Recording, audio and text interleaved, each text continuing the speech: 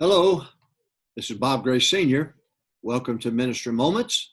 Lord willing, every Friday, 3 o'clock Central Time, we come to you and hopefully very practical and very helpful ideas. 48 years, I'll start my 49th year in the ministry in a few months.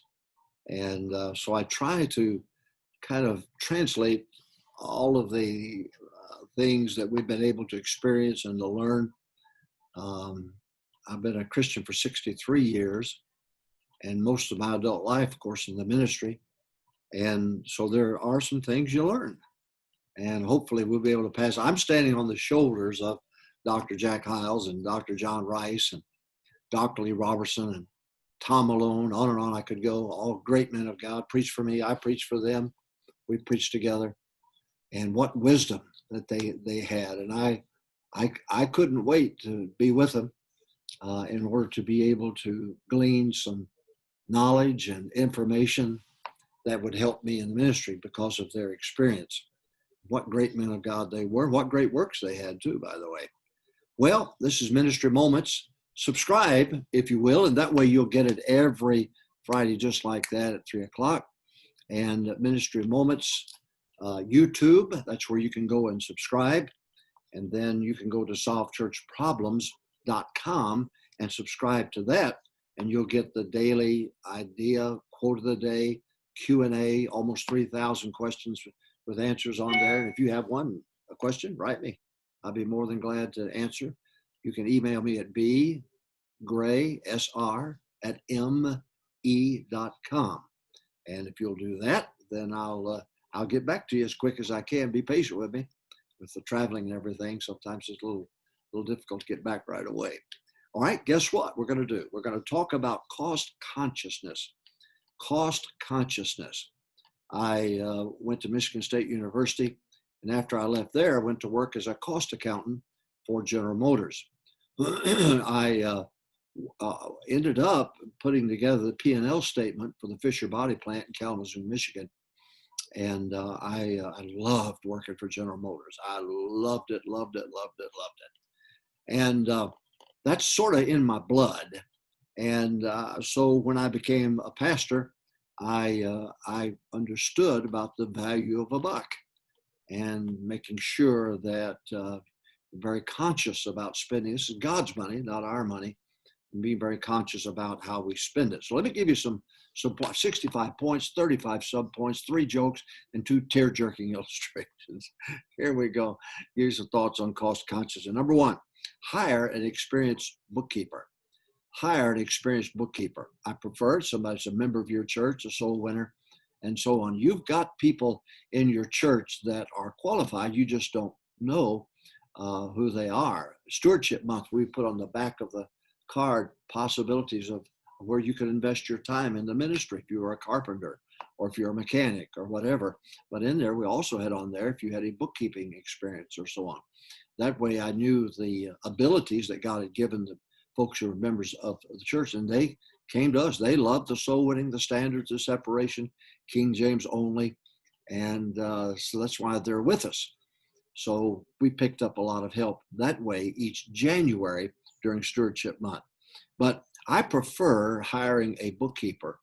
Now, if you don't have one, you can, for very small amount of money, go to a accountant in the area and have them take care of your books. It'll not cost you a lot, what you think it might cost, but it adds credibility to what you're doing with the budget and with the money and so on. But I prefer hiring an experienced bookkeeper. Now, the average church has a few deacons, and one of them's the treasurer, and he walks around with a checkbook all the time. Now, that always made me nervous. I was preaching at church one time, and the pastor Tuesday in the conference, he said, "You notice anything?" I said, "Yeah, that fellow standing in the back, doesn't have a Bible, but looks like he's got the church checkbook under his arm, and he hadn't sat down once for the preaching." And I said, "He's back there checking out the offerings, the people." I said, "That's dangerous." And if the bookkeeper will live with it, die with it, I prefer a lady, to be honest with you. Lady's mother those ministries, and boy, they'll work day and night. Where a man worked 8 to 4, but a lady, she'll work endless hours to make sure it's done right because that's her baby. So I'm just suggesting that you hire an experienced bookkeeper, somebody you can meet with every week. I met with our head of our financial department. She had 3 ladies working for her, but I met with her every Thursday for 15 to 30 minutes. That's all. I would meet with her Sunday night after church to go over some issues that needed to be cared for while I was out of town preaching. I would call her on Monday night and to check and see just exactly if anything had come up that I needed to know. And that was it. I met with the principal of our schools, and I told him, I said, look, if I have to run the school, I don't need you. So every 15 to 30 minutes, I'd meet with the superintendent of our schools, and we would deal with problems, whatever issues there were. And I much preferred it. But I prefer having an experienced bookkeeper, somebody I hire, somebody I can hire and fire. And important. Number 2, learn to live on 80 to 90% of your income. We lived on 80%, but you can get away with 90. But live on 80 to 90% of your income. When they vote on a budget, you just make up your mind that you're going to live on 80% of what they voted to allow you to have and to spend. So number 1, hire an experienced bookkeeper. Number 2, live on 80 to 90% of the income. Number 3, use a purchase order system. Use a purchase order system. The first thing I did when I came here, I contacted every vendor that we did business with. And I said, if somebody comes in and they don't have a purchase order number, then you can't let them charge anything.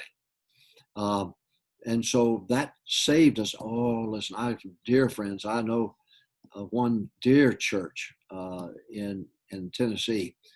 The football coach ran up $10,000 in bills because he wanted to have a top-notch football team, and he just kept spending. It got the church in trouble. They went bankrupt.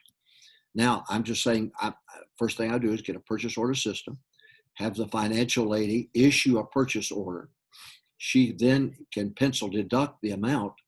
So if somebody else comes, because we had 3 or 4 men working in the maintenance for the buses, and if somebody else comes and says, well, look, I need bolts or I need something, well, she is already penciled deduct.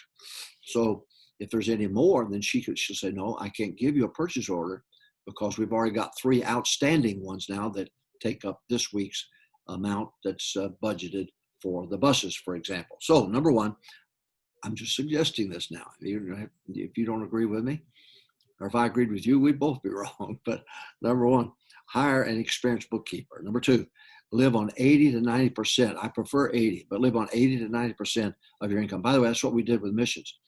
We only lived on 75% of what people said they would give to missions. And then if we went over that, well, then we could send Christmas bonuses to the missionaries, or we could use it to plan our mission month, February, the expense of that. All right, so number 1, hire an experienced bookkeeper. Number 2, live on 80 to 90% of the income. Number 3, I should say with experienced bookkeeper, you meet with that bookkeeper every week of the world. You stay on top. Let her inform you. She'll take care of the details, but you stay on top of the budget. I never went into the next month with a deficit. Never. If I were short going into the next month, I would stand on a Sunday morning, Sunday night, and Wednesday. I said, look, we got to have whatever it might be. $10,000, $15,000. I don't want any IOUs. We're going to be a church that pays our bills. I'm not going to sow it out here and knock on a door and somebody say, well, you owe us money, and they end up dying and going to hell. I'm not going to do that. So number 1, hire an experienced. You're glad I'm not your pastor, aren't you? Number 1, hire an experienced bookkeeper. Number 2, live on 80 to 90% of the income. Number 3, use a purchase order system. Number 4, get bids for anything over $100. Anything that costs you over $100, get bids. Get 3 bids. Learn to save money. Be cost conscious. It may be that you've been dealing with somebody so long that you just take their word for it when you ought to get bids. We get bids on insurance. We get bids on anything and everything, even the mortgage. If interest rates dropped, we would get bids on the mortgage. Try to save as much money as we can. We save money so we can put it back into the ministry. That's why we want to make sure our costs are under control. So number 1, hire an experienced bookkeeper. Number 2, live on 80 to 90% of your income. Number 3, use a purchase order system. And tell vendors, don't you let them. Man, we had people in our church would go, when I first came here, they'd go and they charge this and charge that, and then I'd have to try to balance everything out at the end of the month. I said, no, we're not going to do that. We're going to start a purchase order system. We're going to issue that with the right person signing it, authorizing it, and then the vendor is going to recognize that purchase order as a method for them to take something with them and put it on our account. But everything had to have a purchase order number. Next, get bids anything over $100. Next, when purchasing buses, listen carefully what I'm about to tell you now. When you purchase buses, there's some things you've got to think about. You got to think about maintenance. You got to think about insurance. You got to think about tires. You got to think about utilities. That bus barn costs money to keep those lights on. Now, what we did, we every year would come up with a price per mile. Then when we need to buy a bus, we would, if it was $2,500 or $3,000, that's one thing. But we also had to find out what we knew it would cost us per mile to put that thing on the road. You don't just buy the bus, raise cash, buy the bus, and that's it. No, you've got the costs involved here, and you want to make sure that you take care of the maintenance. You take care of that. We had 3 maintenance men working on our buses. The insurance, it costs money, insurance on the buses, and the tires, and the utilities, all of that, anything you could think of, we figured it out, a price per mile. So number 1, talking about cost consciousness now. Hire an experienced bookkeeper. Live on 80 to 90% of your income. Use a purchase order system. Tell all the vendors if they don't give you a purchase order, they can't have whatever it is they want. Don't you charge it, because you'll end up paying for it. We're not going to pay for it. That's your mistake. All right. Then use a purchase order system. Get bids for anything over $100. Then when purchasing buses, you take care of the maintenance, the insurance, times utilities. All right. Number 6, school tuition. Well, this is a real humdinger here. Now listen carefully what I'm about to tell you. Your cost for running your school is different than the cost of the guy down the street that's running a Christian school. I know pastors who will call and say, how much are you charging? And then they'll cut it. They'll charge their students less. That's not the right way to do it. It may be costing you more. Better for you to be honest about the expense of it than to try to just undercut the guy on the other side of town as a Christian school. No, your costs are different. Your staff costs are different. Your utilities, your mortgage, and so on. So number 1, hire an experienced bookkeeper. Number 2, live on 89% of your income. Number 3, use a purchase order system. Every vendor needs to be notified. No purchase order, they can't get what they want. And if you let them have it, you'll pay for it. We're not going to pay for it. Get bids for anything over $100. Use when purchasing buses, and we need to get back in the bus ministry. Desperately, we've got to get back into it. Then you better figure out per mile what it costs, maintenance and insurance and tires and utilities and oil change and everything else. You figure out what it costs you per mile. Next, school tuition. Find out what it costs you for every student, not what it costs the guy down the road across town. Don't do that. Don't charge less so you can get more students. Don't do that. You find out what the real costs are. Next, here's something nobody ever thinks about. Oh, by the way, back on the buses, there's called an excise tax. I'm speaking for the state of Texas now. I don't know about the place where you are. But we would that excise tax, we'd get that check back from the government, and it was so much per mile. So we would put in a form. The financial department would do it, and we'd get back $10,000 to $15,000. We had 40 routes, but $10,000 to $15,000 for excise tax. We got it back because they're not supposed to charge nonprofits that excise tax. And so you check it out where you're at, or give me a call and I'll put you in touch with some people. All right, school tuition, a real cost. That's what you want. Number 7 thing. The school, this is something people don't think about. The school ought to pay a percentage of the mortgage, a percentage of utilities, a percentage of maintenance, and a percentage of insurance. There ought to be an accountability. I remember my wife was Dr. Evans' secretary at House Jefferson College, And when we would go for graduation services, the church, First Baptist Church, would send a bill to Hyles Anderson College for 3 or 4 hours that we used that auditorium. Well, the Hyles wanted everybody to pay their own way. And so that's what I did with our schools. So we had 3 schools, the college and 2 other academies. But they paid a percentage of that mortgage because they're using it. They paid a percentage of the utilities because they were using the property. They paid for maintenance. They paid for insurance. All right, you got that? All right, number 1, hire an experienced bookkeeper. I wouldn't use a layman. I would not use a layman. Number 2, live on 80 to 90. And by the way, Pastor, don't you sign checks and don't your wife sign any checks. You keep your name off of everything. When I first came here, they said, you'll have to go down and get your signature and all these. I said, I'm not doing it. I never signed one thing. My name was on nothing that had to do with the finances of that church. Hire an experienced bookkeeper. Live on 89% of your income. Use a purchase order system. Get bids. When purchasing buses, know what it's going to cost you per mile to run that thing after you've bought it. If somebody handed you $5,000 and you bought 2 buses, that's not the end of it. You got all these other things to worry about: the maintenance, the insurance, the tires, utilities, oil change, whatever. School tuition, use real cost. Don't try to undercut the guy across town. Schools should pay a percentage of the mortgage, the utilities, the maintenance, insurance. Why? They're using it. That's why they ought to pay it. All right. Number 8, encourage giving to reduce the mortgage.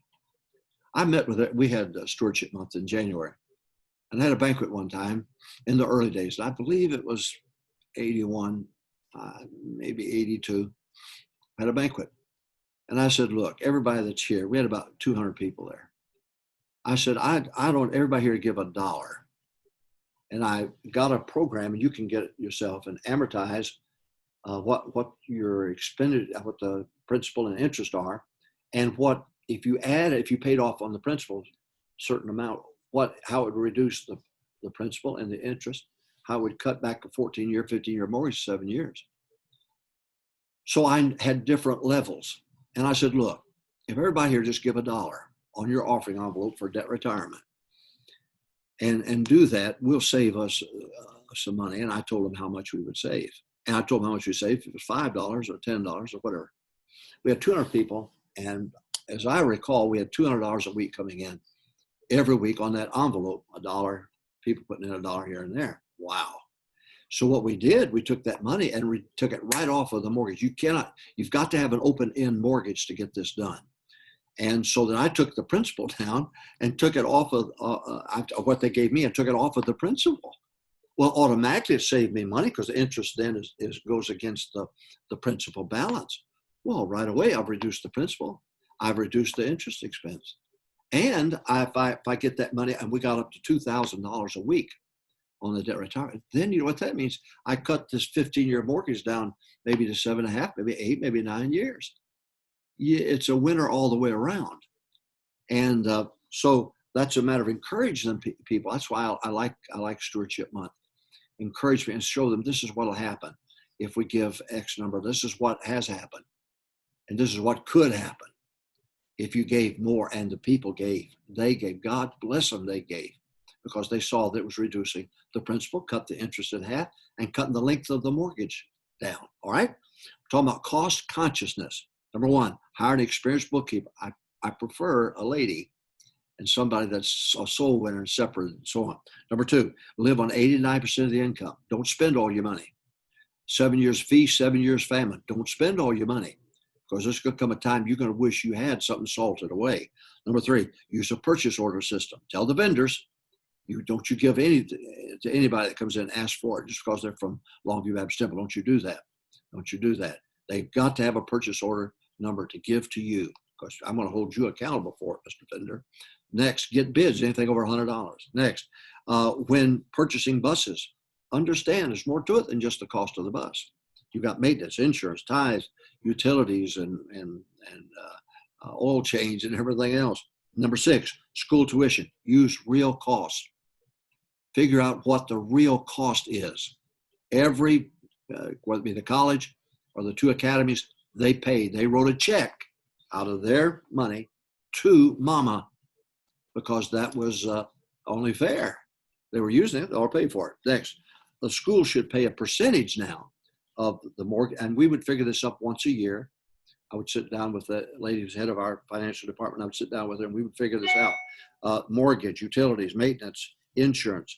The school had to pay a percentage of that. And then last of all, encourage people to give to reduce the mortgage amount. Encourage them to do that. Now, we had Stewardship Month was in January, and I encourage people to do that. And oh, what a difference it made through the years. We got up to a high of $2,000 a week that was taken off of the principal each week. And my goodness, that meant interest was not as great charged against it. Yeah.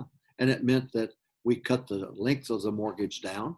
Now, you're always going to have a mortgage. I'll talk about that one of these times on Ministry Moments. You're always going to have a mortgage. I never planned on paying anything off. I never planned on paying anything off. I planned on cutting it back so I can build something. But anyway, we'll talk about that another time. Ministry Moments every Friday, 3:00 Central Time.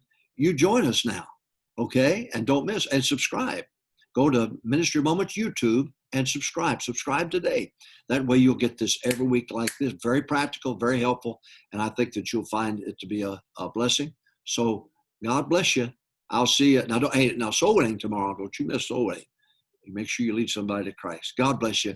I'll see you next week for Ministry Moments.